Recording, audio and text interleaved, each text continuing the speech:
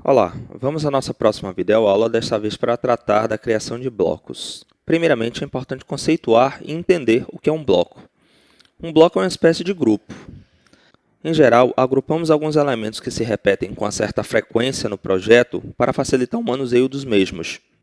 Então, vamos ver como criar e editar um bloco. Em seguida, veremos como aplicar essa metodologia em alguns elementos que se repetem, como portas, janelas, e também alguns elementos do layout. Eu vou criar um pequeno elemento como se este fosse um símbolo. Tá aqui. Então, vamos eliminar alguns elementos aqui para facilitar a visualização. Tá aqui. Então, meu símbolo vai ter o seguinte formato. Comando line, veja aqui em modo ortho, vamos utilizar o layer 0. Então, está aqui, 1 metro, 1 metro,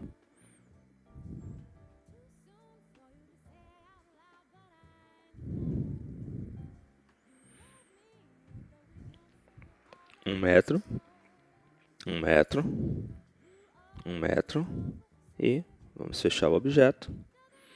Bom, meu símbolo vai ter este formato aqui, uma linha diagonal e um arco, melhor, um círculo aqui dentro, na parte central.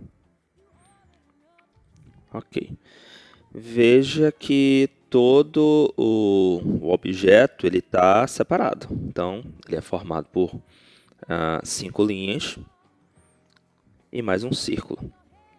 Se eu quisesse reproduzir esse elemento muitas vezes no projeto, eu teria que ter cuidado, né, sempre para pegar todos os objetos, né, tomando cuidado para não deixar nada de fora.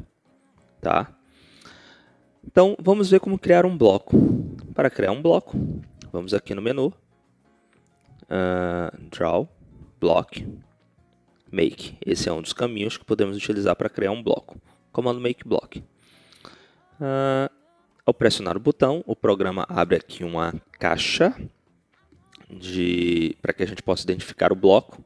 Então, nome do bloco, símbolo 1, símbolo 1,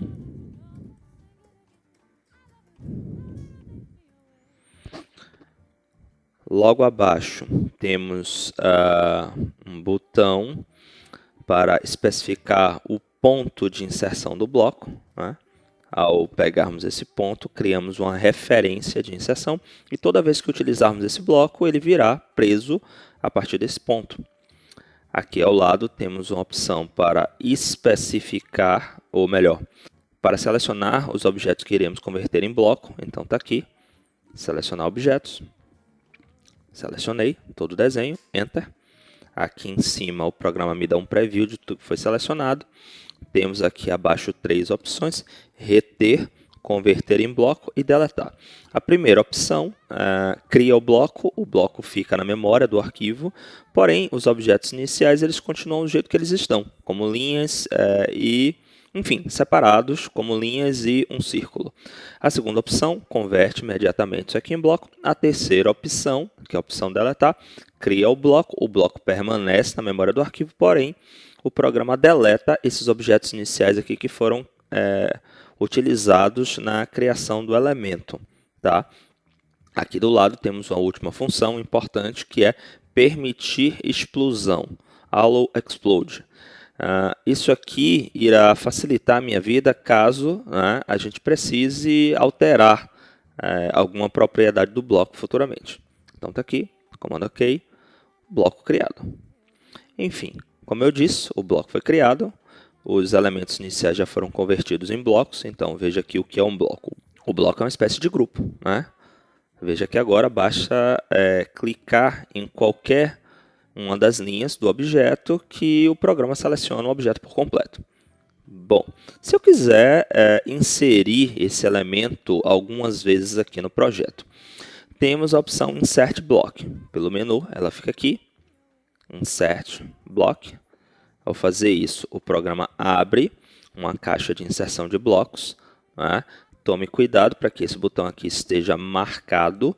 Né? este botão marcado insere o bloco na posição desejada, esse botão desmarcado insere o bloco na coordenada absoluta x, y, z igual a 0. Então, como eu quero ter controle do processo, está aqui, botão marcado. A segunda opção é especificar fator de escala.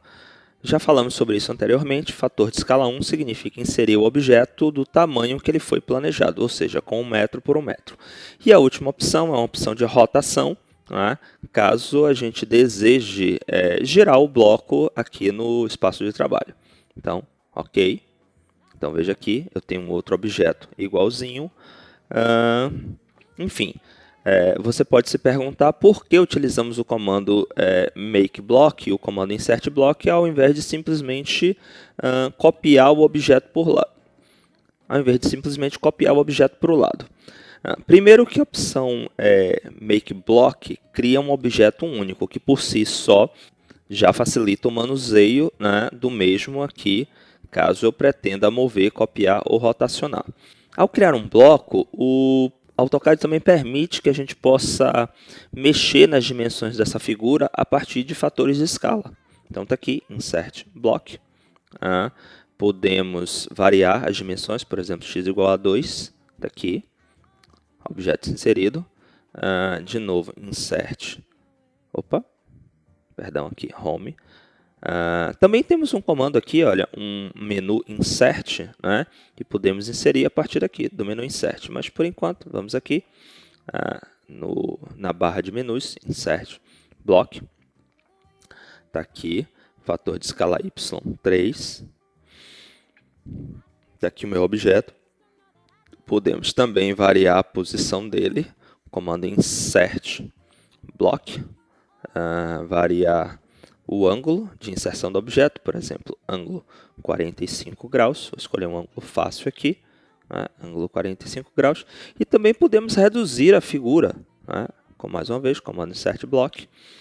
Se eu inserir um fator de escala menor do que 1, obviamente eu estou reduzindo o meu objeto. Então, por exemplo, 0.5 em x, 0.5 em y.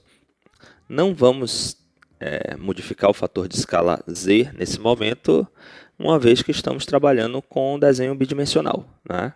Então está aqui, ok. Meu objeto então foi reduzido pela metade. Quando eu criei o primeiro bloco, eu tive o cuidado de deixar o layer 0 como layer corrente. Bom, isso tem uma razão, é óbvio, né? Ao criarmos o bloco no layer 0, ele assume a propriedade de qualquer layer que porventura ele esteja inserido. Então, se eu inserir esse bloco no layer áreas, tá vendo? Olha aqui, ele assume as propriedades de cor do layer área. Se eu inserir esse objeto aqui no layer paredes, aqui é paredes cortadas, enfim, ele assume todas as propriedades do layer parede cortadas. E veja que não só a propriedade de cor, como, por exemplo, também a propriedade de tipo de linha. Olha aqui, vou selecionar esse terceiro objeto, vou alterar aqui, olha, para o layer janela alta, e veja que ele assumiu não só a cor, como também a propriedade de tipo de linha que está associada ao layer janela alta. Então está aqui, layer janela alta, tipo de linha divide. Então, meu objeto está aqui com a linha traço dos pontos divide, que foi criada para a representação de projeção superior.